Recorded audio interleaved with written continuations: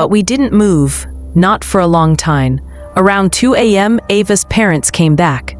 They noticed the locked doors, the muddy doorknob, the shut curtains. "Why is everything locked up? And why is the porch dirty?" her mom asked. Ava smiled. "We were playing hide and seek, wanted the house pitch dark." They looked confused, but said nothing. We never told them the truth. We broke the rules and almost paid for it.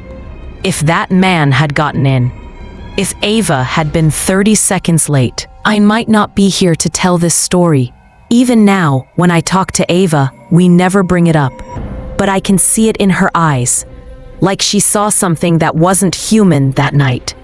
And Buster, he never went near that side of the yard again. Bang, bang, bang. If Ava hadn't locked that door, he would have gotten in. We ran upstairs, went back to the balcony. He was still there. But this time, his head was tilted all the way back, like he was staring straight at us. But it was too dark. No way he could see us. Ava had turned off all the lights. We froze, silent, breathless. Then he started laughing. Slow, crackling, mad laughter. He dropped to his hands and knees and began crawling through the lawn like an animal, laughing the whole time. Buster whimpered, tail between his legs. We just stood there, watching. He moved like no normal person. Finally, he walked to the old kennel in the corner, climbed up on it, and hoisted himself over the wall. Gone. And the front door knob jiggled. Clink, clink, clink. Someone was trying to open it. We ran downstairs. He was now trying the window next to the door. Ava grabbed my hand. I forgot to lock the basement door. My heart nearly exploded. If that man got in through the basement, only a flimsy latch would stand between him and us. Then we heard noises from the opposite side, windows rattling. Luckily, the basement was on the other side. She looked at me. "You stay in the hall with Buster. If something happens, let him loose." She ran out the front door, disappeared around the house. I stood in the hallway, clutching Buster's leash, sweating. Then her voice came muffled. "Locked it." She dashed back inside just in time to slam the door shut and throw the bolt. Ava's house was surrounded by a tall concrete wall with a single main gate. There were 3 ways into the house: the front door, the back door, and a trapdoor-style basement entrance on the side. Typical in some northern states, metal doors that lock from inside.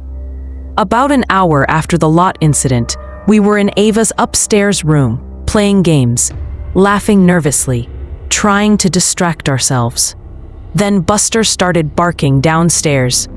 And not just barking, growling, low, angry, wrong. Ava went down to check, came back pale. "He's growling at the front door," she whispered.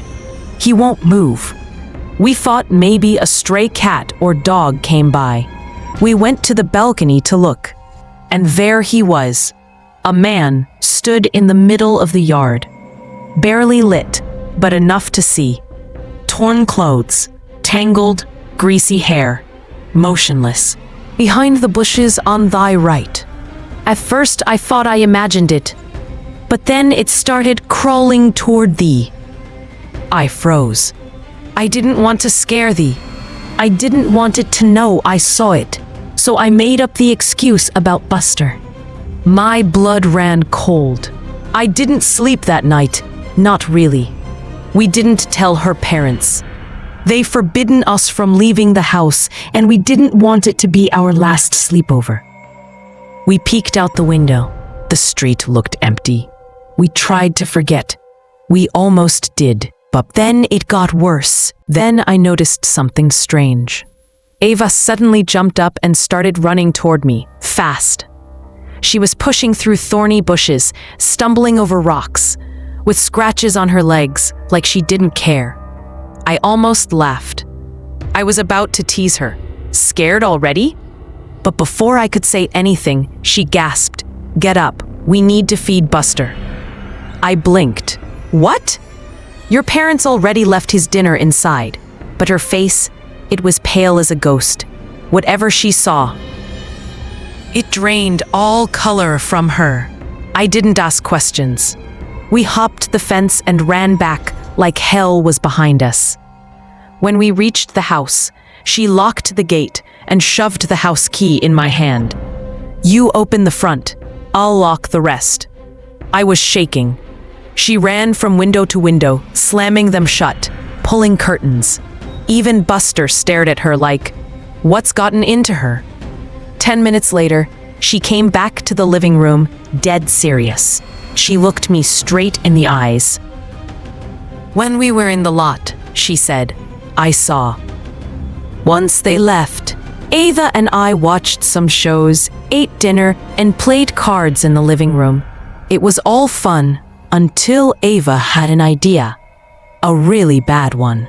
"You know that overgrown fenced lot down the street?" she asked, grinning.